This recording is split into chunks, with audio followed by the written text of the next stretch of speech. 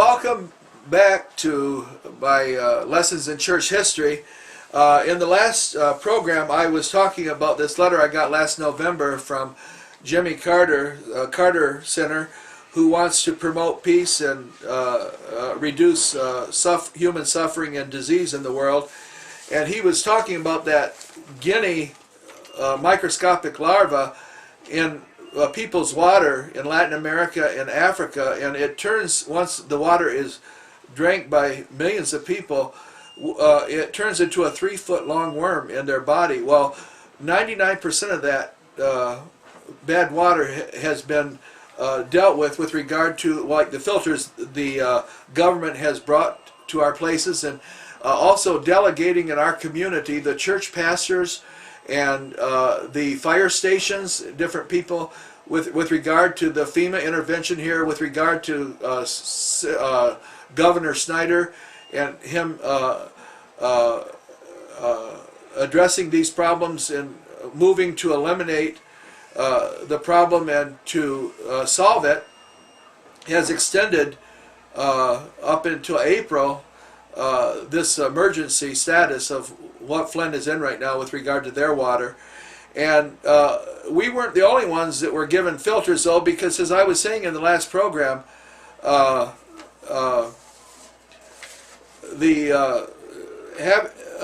Jimmy Carter having to deal with some of those diseases in Latin America and Africa had said that they had given people fighting that guinea worm disease in the water, they have given they taught the villagers how to filter their water, giving them filters for safe drinking water like they have here in Flint, and has a direct result. The Carter Center efforts, the guinea worm causes have fallen from 3.5 million in 1986 to only 126 cases last year, a dramatic reduction in human suffering. We believe that with continued efforts, guinea worm will be the next disease eradicated from the earth. The Carter Center also is playing a major role in the fight against river blindness, a parasitic disease spread by bites from black flies that breed in fast-flowing waters. Victims experience chronic and severe itching, skin rashes, and eyesight damage that can lead to permanent blindness. The World Health Organization estimates that 37 million people are infected and more than 100 million are at risk. Today, it is endemic to more than 36 countries in Africa and Latin America. In short, river blindness causes the social and economic fabric of entire communities to unravel.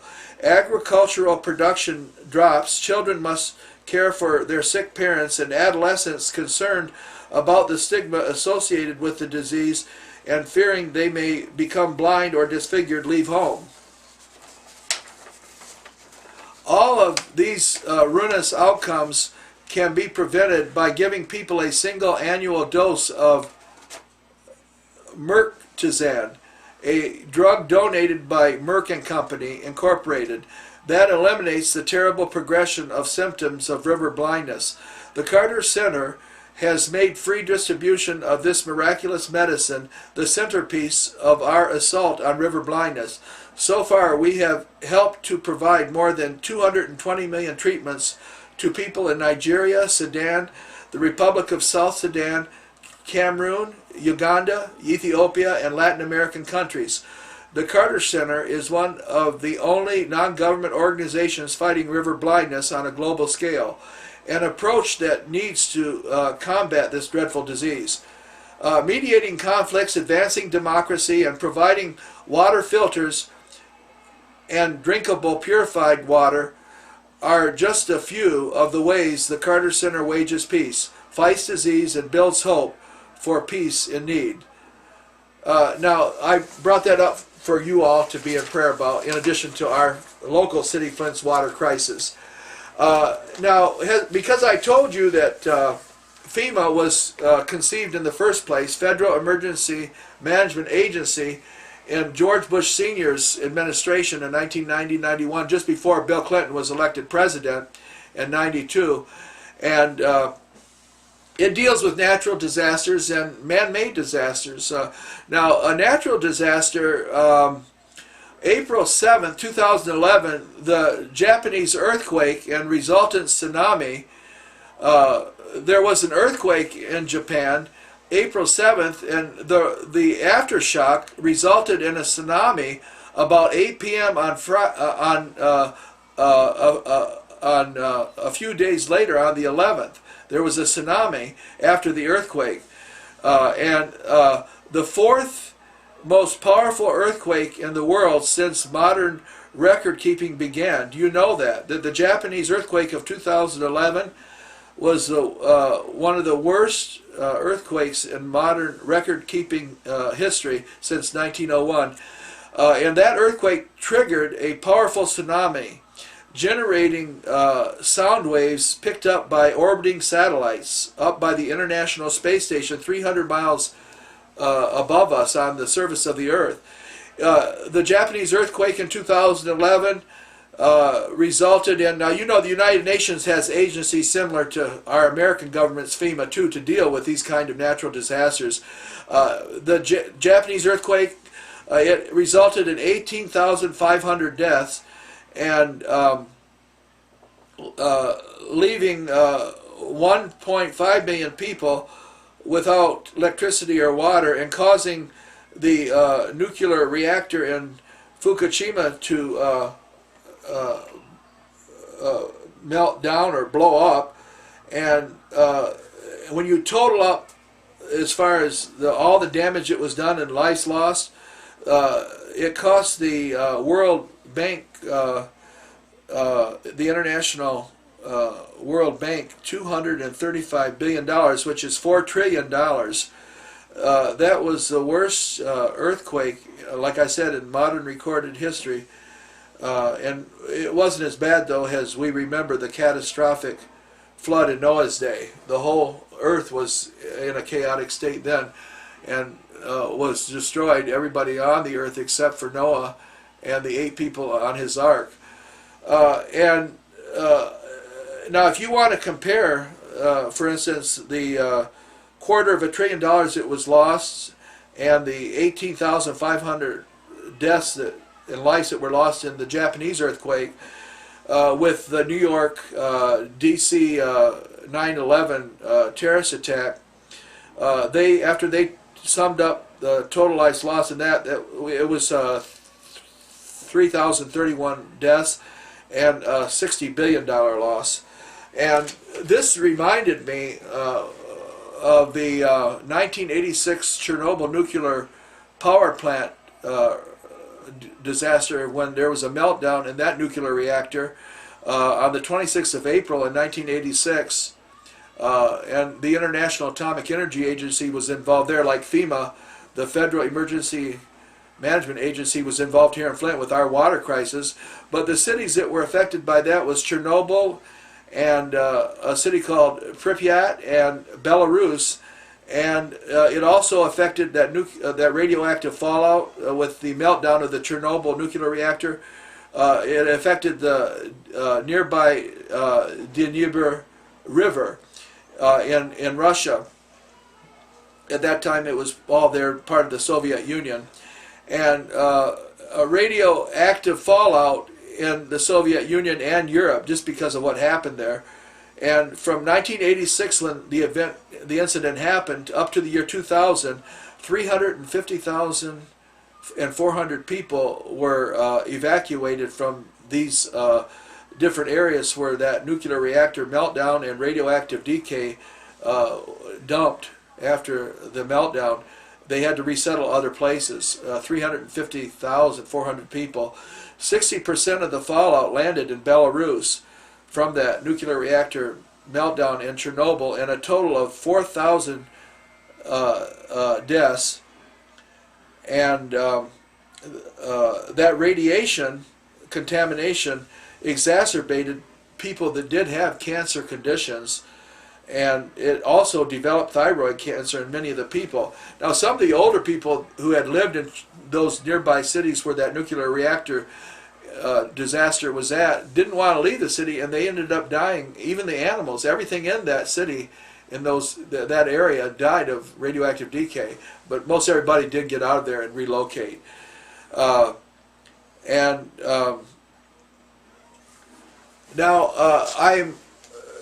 I just thank God that the United Nations has agencies like the International Atomic Energy Commission, and the American federal government has the Federal Emergency Management Agency. So when different natural disasters, or like the earthquakes or the meltdown of a nuclear reactor, because until these incidents happen and are in the news, most people don't even think about the fact that, well, in 2010 there was an offshore oil drilling rig that blew up and 11 people died in that down by Louisiana in the Gulf of Mexico, and oil got in even the shrimp. You couldn't even eat shrimp because the oil got in it.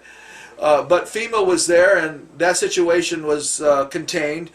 That's why these agencies exist, because we don't know what might happen, and we have to have a response, ready response. And when man-made disasters like a war or a nuclear reactor blowing up, or this here oil rig, because until these incidents happen, like I've talked with you about, we don't normally think about the fact that this whole planet is there's nuclear reactors all over, laced. There's nuclear reactors in offshore oil drilling rigs, laced. This whole planet is laced with them. But we don't think about that until something happens like this. And I know there's an issue with nuclear power plants around the Great Lakes too, but because February is Black History, I want to now talk with you about Black History. And Dr. Kim Yarber of Mount Hermon Missionary Baptist Church is president of the the Great Lakes Baptist District Congress here in Genesee County, and he also is an adjunct teacher at the University of Michigan in Dearborn and Black History, and he is also an adjunct professor teaching Black History at the University of Michigan here in Flint, and he's also on the staff at the United Theological Seminary satellite here, the United Bible Institute in Flint, Michigan. And Dr. Kim Yarber gave me this 2016 African American History Calendar. And what's so great about these calendars, I give them to my friends, Paul Herring and Catherine Hunter Williams, because inside every month they have 12 different African American colleges. And then every day has something that happened in Black history, moments of Black history. It's really great to learn. Like, for instance, in January, they have the Elizabeth City State University, and Elizabeth City State University was established by the North Carolina General Assembly on March 3rd, 1891, in response to a bill calling for the creation of a 2-year normal school for the teaching and training of teachers of the colored race to teach in the common schools of North Carolina. And then in the 31 days of January of 2016, it says, like on New Year's Day, they have the 7th day of Kwanzaa, and the 7th day of Kwanzaa is faith, and those that speak Swahili, it's Imani, that's faith. And then you've got on January 5th, you've got George Washington Carver died in 1943. And then on January 7th, you've got William Purvis received a patent for a fountain pen in 1896. And on January 15th is Martin Luther King Jr.'s birthday. And then on January 18th is Martin Luther King Jr.'s birthday observed. And then on January 19th is the first African Baptist church organized in 1788. Wow, this calendar is just full of black history. January 31st, Congress passed the 13th Amendment, which abolished slavery, with Abraham Lincoln pushing that through Congress in 1856. All right, for the month of February, we know that's black history. We have the Albany State University, and Albany State University is a historically black university in Albany, Georgia. It was founded in 1903 by Joseph Winthrop Hawley, a native of South Carolina. This son of former slaves was inspired by the writings of W.E.B. Du Bois to try to improve conditions for South Africans, for the South African American population by offering industrial and religious education. And then on just some, I wish I could read the entire every day of the year, but I'll quickly kind of run through here. Here it says February 4th, Rosa Parks, born 1913. February 5th, Hank Aaron, born in 1934. February 12th. February 11th, Nelson Mandela, released from South African prison in 1990. February 12th, first celebration of Black History, 1926. February 13th, Absalom Jones, Episcopal minister, African Methodist Episcopal, died in 1818, founder.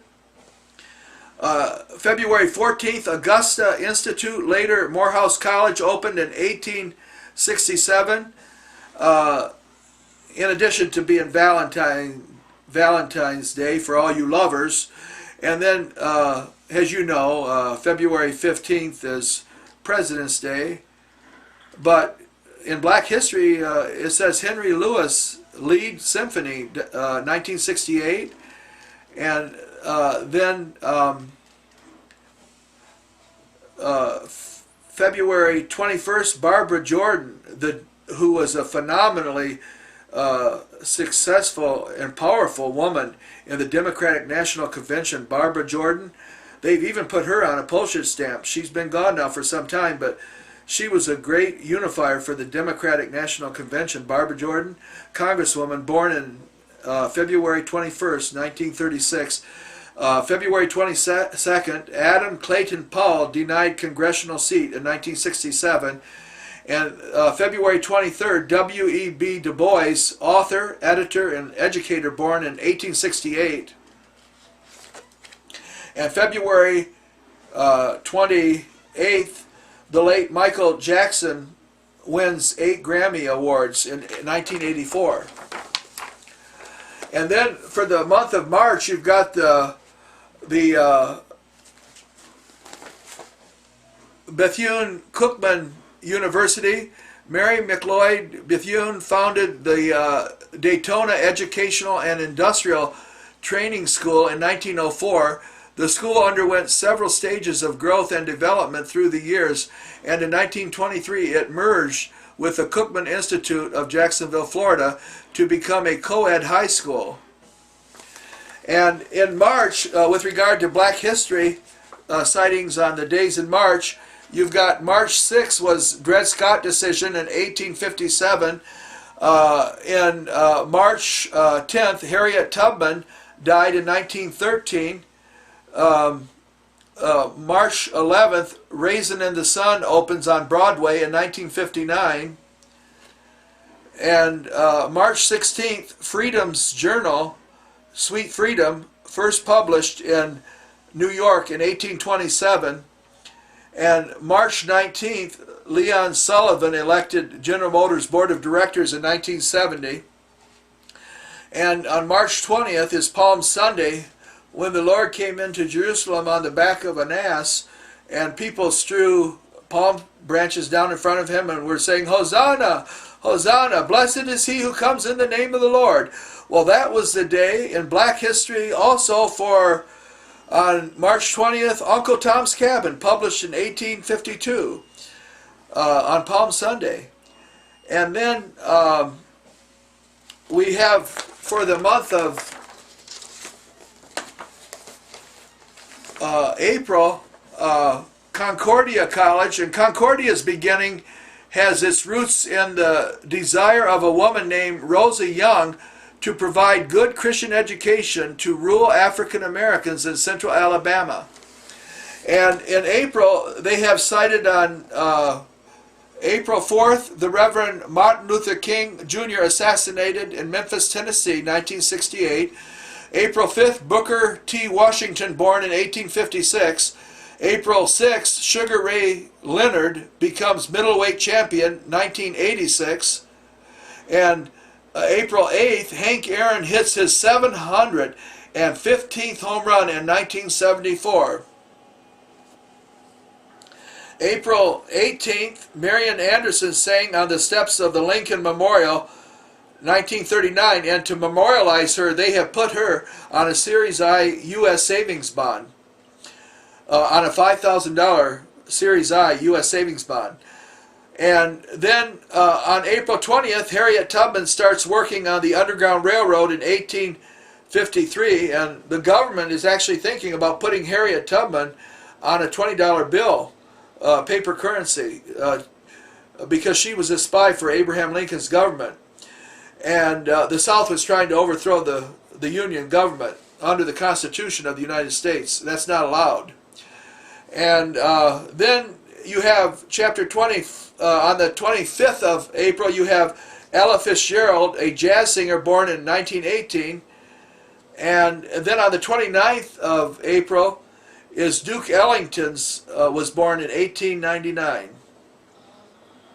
And also it was the birthday of the late Senator Edward Kennedy of Massachusetts, who helped get that health care reform for 17 million Americans through Congress before President Obama in December of 2010 signed it into law. We're a much better country because of that. Here for May is Coppin State University, and Coppin State University is a model urban residential liberal arts university located in the northwest section of the city of Baltimore that provides academic programs in the arts and sciences, teacher education, nursing, graduate studies, and continuing education. And in May, they have cited here in Black History, May 6th, Willie Mays, baseball great, born in 1931. And then you have May 13th, Joe Louis, boxing champion, born in 1914. May 14th, slavery abolished in Brazil in 1888. May 17th, 1954, the historic and landmark decision of the United States Supreme Court, Brown versus the Board of Education, making segregation in public schools unconstitutional. May 19th, Malcolm X was born in 1925. And in June, they have the Grambling State University, and Grambling State University opened on November 1st, 1901, has a colored industrial and agricultural school. It was founded by North Louisiana Colored Agriculture Relief Association, organized in 1896 by a group of African American farmers who wanted to organize and operate a school for African Americans in their regions of the state. And then in June, they have June 2nd, Harriet Tubman leads the Union Army and frees 700 people in 1863. And June 13th, Thurgood Marshall was appointed to the Supreme Court, 1967. That was the year that Flint made history too, by electing the first mayor of a city. Floyd McCree was the first African American mayor of a major city in America. Well, that was the same year that Thurgood Marshall was appointed Supreme Court of the United States in 1967. And then in June 17th, in 1871, James Weldon Johnson, a poet, was born. And then June 19th, in addition to being Father's Day, is also Juneteenth. and that was declared a holiday in 1865. And before I break for station identification and some commercials that will benefit the viewing community greatly, I hope that President Obama, I just sent a letter to him asking him in his home stretch to see if he can sign the legislation that has got through Congress making Juneteenth a national observance before he leaves his presidency, that he would make Juneteenth, like Martin Luther King's birthday, as a national observance. We'd like to see Juneteenth signed into law by national observance by President Obama, as he is in his home stretch now. And that is June 19th. Well, I hope you can join me after station identification so I can sum up the rest of this Black history in this.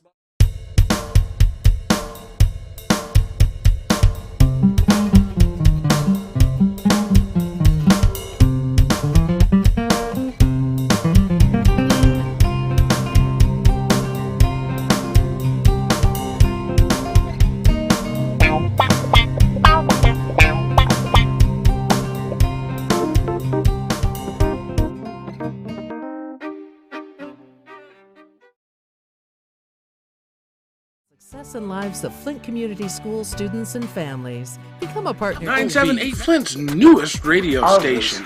Located right here in Flint, Michigan. The Good News Radio. If you're interested in getting involved, having your own show, or just supporting the station, give us a call at 259-9789. That's 259-9789. It's our voices. Located right here in Flint, Michigan. The Good News Radio.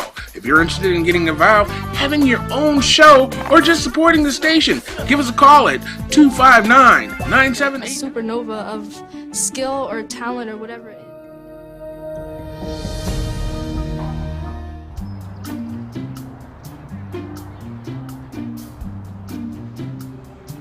Don't worry, 74 people were picked before me in the NFL draft.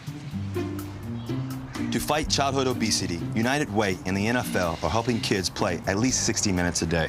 Okay, time for the team obstacle course. Yay! What this place needs is more healthy kids. To get involved or donate, go to unitedway.org/play60.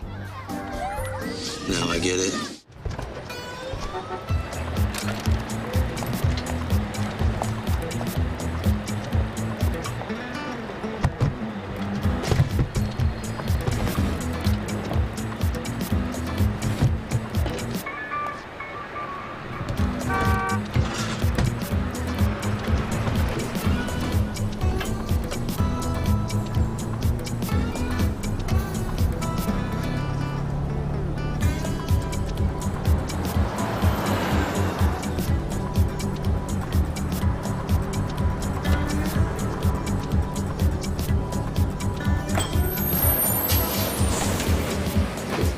Es un corto trayecto de su colonia hasta su bosque local.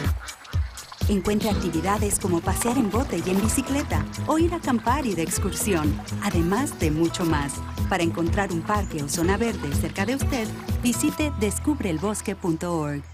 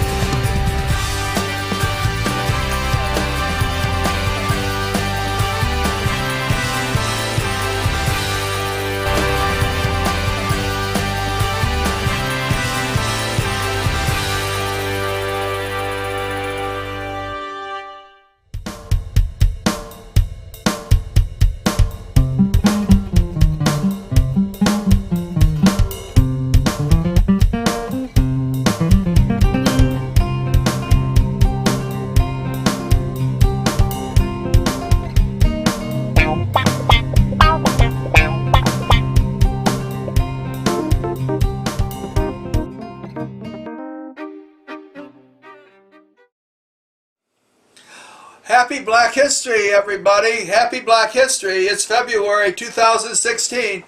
I'm so glad that you could rejoin me so we can finish these moments of Black History up on this calendar, the African American collection of historically African American colleges and universities, and for June they have the Grambling State University, and they've cited that June 19th is the observance of Juneteenth, when slavery ended for 4 million people, and we're hoping that President Obama will sign that into law as a national observance, like Martin Luther King's nationally observed day in his home stretch here, as he's ending his tenure as president after the November election and the determination of who will be inaugurated in January of 2017. Also in June, they have cited June 28th was when the Quakers opened a school for African Americans in 1770. And then for the month of July, the Livingston College along with Hood Theological Seminary became a Zion Wesley Institute in Concord, North Carolina in 1879. And in July they have cited, on the 3rd of July, Jackie Robinson, named to the Hall of Fame in 1962.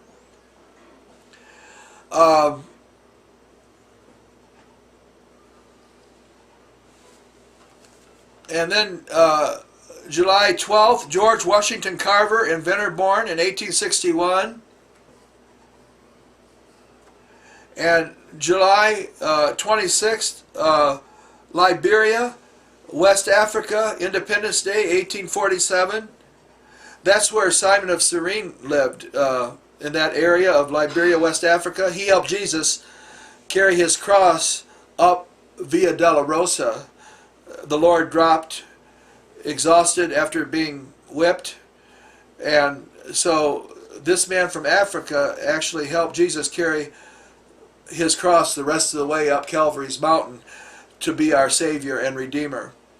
And then on the 28th of July, the 14th Amendment adopted in 1868, and July 29th, the first National Convention of Black Women in 1895, and July 30th, Adam Clayton Powell Jr. elected to Congress in 1945. And then for the month of August, you have the Miles College, and Miles College is a private 4-year historically black college founded in 1905 by Colored Methodist Episcopal Church called the CME Church, but its beginnings go back to 1898 when the Alabama and North Alabama CME Church conferences petitioned for a higher education institution for blacks in the state. And in August, on the 6th of August, in Black History Moments, Nelson Mandela was imprisoned in 1962. August 6th, the Voting Rights Bill was signed in 1965. August 7th, Ralph Johnson Bunch.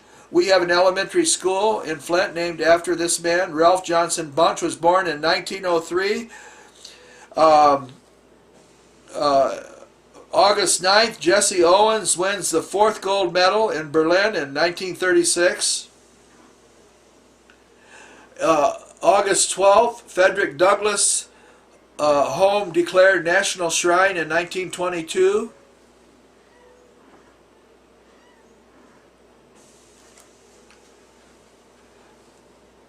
And August 25th, the National Association of Colored Nurses organized in 1908. And then August 26th, women get right to vote in 1920. That was just after World War I ended. And women are really coming into their own now, as I've said in previous programs. Flint has elected its first female mayor, and she happens to be a black woman.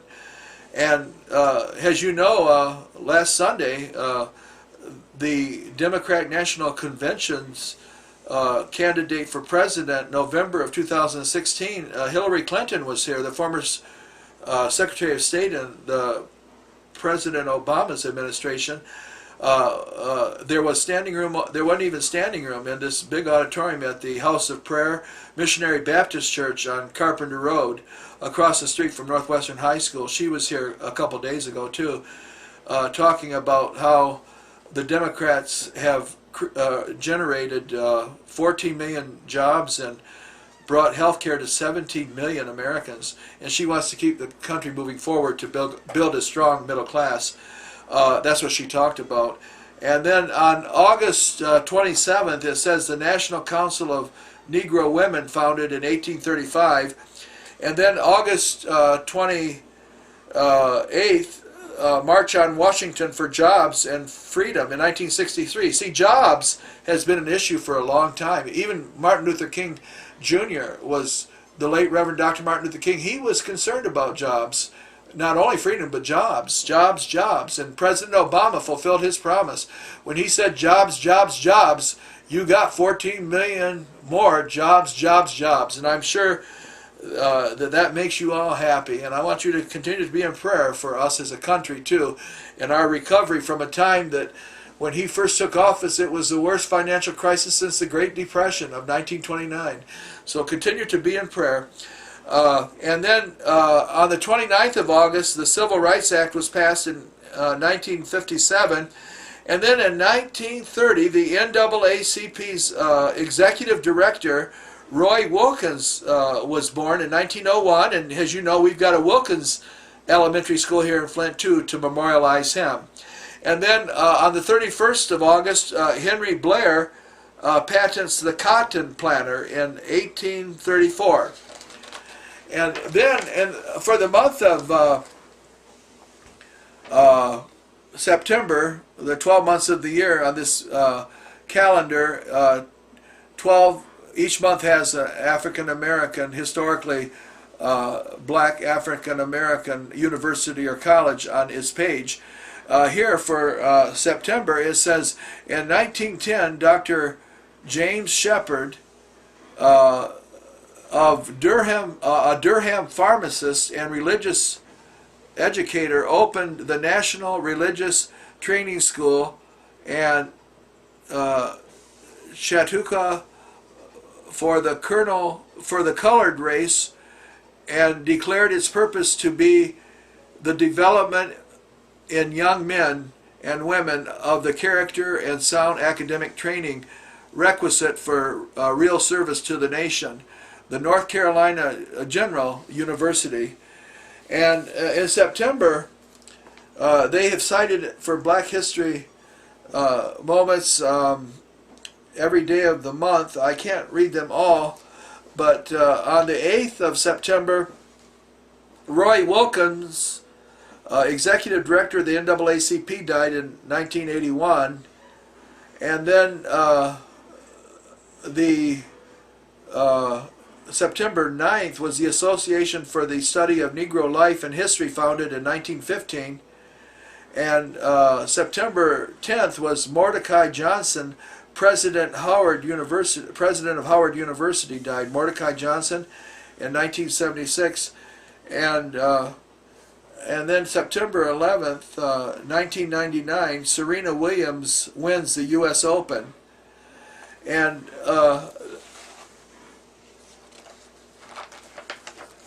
then for October, you have the Texas College.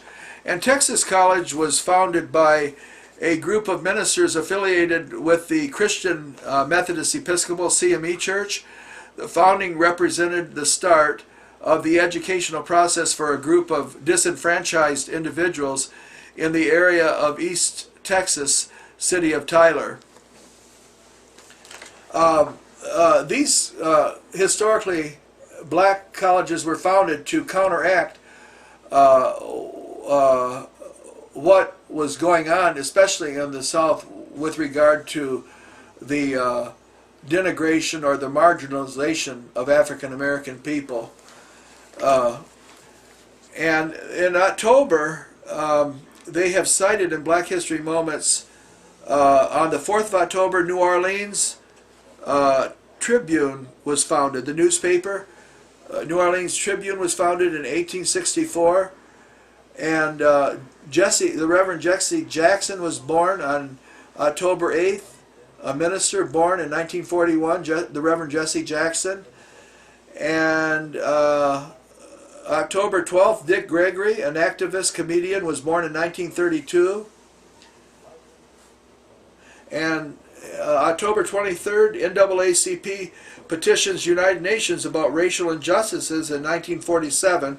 See, the UN not only works on natural disasters and man-made wars, but also racial injustices within countries. Like, we just read in Black History that slavery was eliminated in 1888 in Brazil. Then we have the month of November. This is the Voorhees College. The Voorhees College is a 4-year co-educational career-oriented liberal arts college affiliated with the Episcopal Church of the United Negro College Fund. Voorhees College is fully accredited by the Commission on Colleges of the Southern Association of Colleges and Schools Accreditations Agency. It was founded in 1897, a very fine school. And on November 1st, they have John Johnson, an African-American philanthropist. Also, he published the Ebony magazine, was born in 1945. And on the 4th of November was the American elected Barack Obama, President of the United States in 2008. On the 5th of November in 1968, Shirley Chisholm, elected to Congress, an African-American woman. See, women are beginning to come into their own. Women didn't even have a right to vote until 1920, around the time of the end of World War I. So women really are, and as I told you, Jesus Christ, when he appeared after his resurrection from the dead, he appeared to a woman first. So, and women have always been used by the Lord in his redemptive plan of the ages. So I'm glad to see women now coming into their own and being treated as a man would wish to be treated, equal rights. On November 6th, you have Coleman Young elected mayor of Detroit in 1973. Now that was just after the historic election of, here locally in Flint, Michigan, Mayor-elect Floyd McCree. And then right after 1967, historic moment here in Flint of Mayor Floyd McCree was Coleman Young was elected mayor in Detroit, 1973. And then on November 12th, Ernest Morial elected mayor of New Orleans in 1977. Then November 20th, Howard University was founded in 1865. November 21st, Shaw University was founded in 1865. And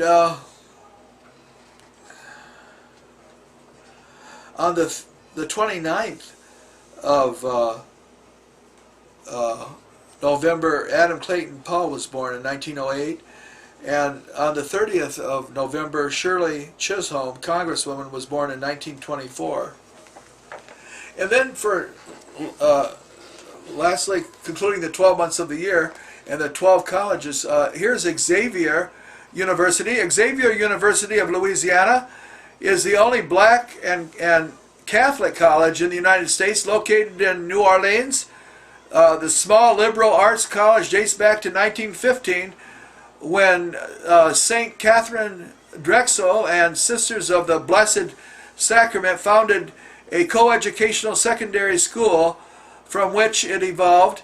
St. Catherine, supported by the interest of a substantial inheritance from her father, banker financier Francis Drexel founded and staffed many institutions throughout the United States in an effort to help educate Native Americans and blacks. She was canonized by Pope John Paul II in October 2000. And December 1st, Rosa Parks was arrested in Montgomery, Alabama in 1955.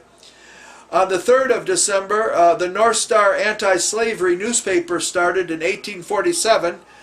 On December 4th, the Alpha Phi Alpha fraternity founded in 1904. And on the 10th of November, Ralph J. Bunche was awarded the Nobel Peace Prize in 1950.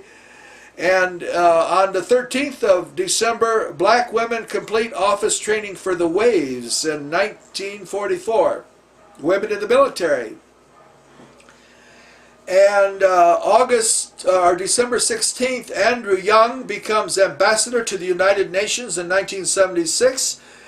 And December 17th, the late Julian Bond, who just passed away last year, former congressman of Atlanta, Georgia, and director of the NAAC, promoted health care in Georgia legislature, and he was born, Julian Bond, in 1973.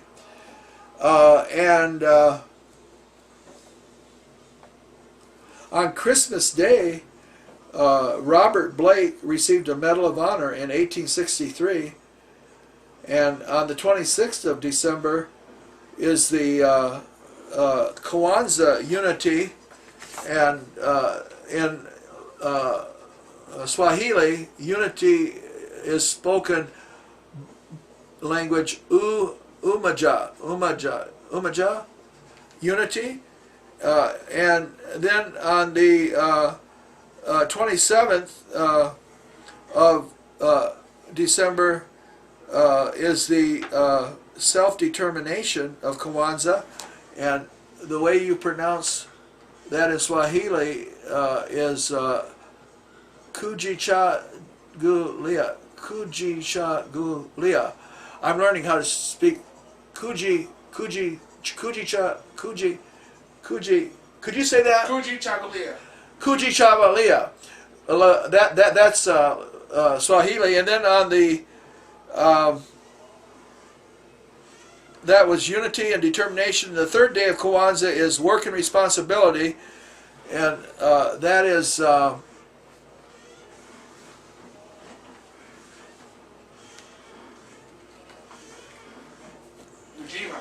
Ujima. And then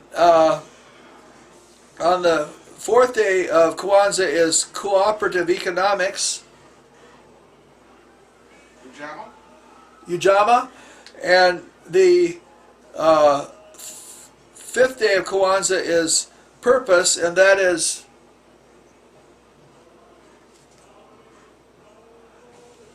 Nia. And the sixth day of Kwanzaa is creativity, and that is Kumba. So that is, now if you would like to have one of these beautiful African American 2016 history calendars, and all the colleges I just read to you and universities, all that black history, you can find it at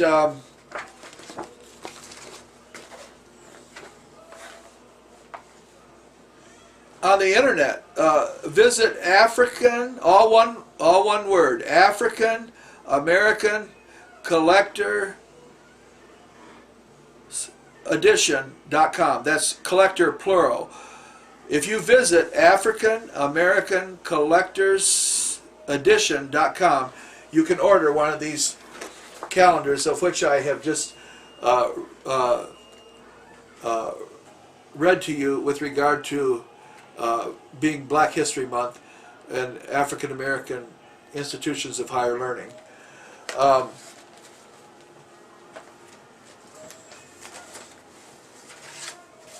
Now, as you know, the content of my television programs have always been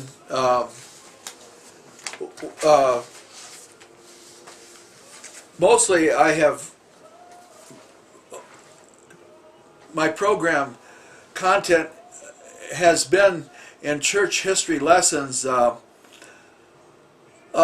the first century of Christ and the Apostles and the 16th century Protestant Reformation, and the reason that the program content was in those two centuries was because when it comes to evangelicalism or evangelical Christianity, its roots are founded in the soil of the first century. Let me repeat that for you to hear. When it comes to evangelical Christianity, its roots are founded in the soil of the first century and the 16th century Protestant Reformation. Just as the Reformers protested the corrupt teaching of the Roman Catholic Church, so today Dr.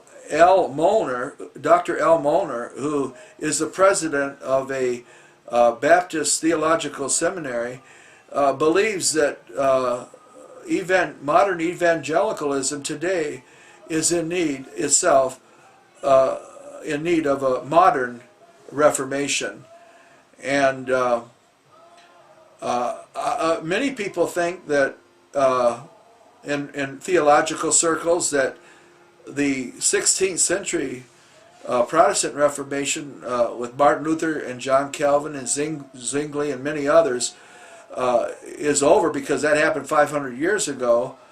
But I'm a candidate now at a local theological seminary for a master's degree in religious education, and my master's thesis is going to be, is the Protestant Reformation over? And it'll take me some time to put that together, but these are things that theologians and different religionists look at, and philosophers of religion.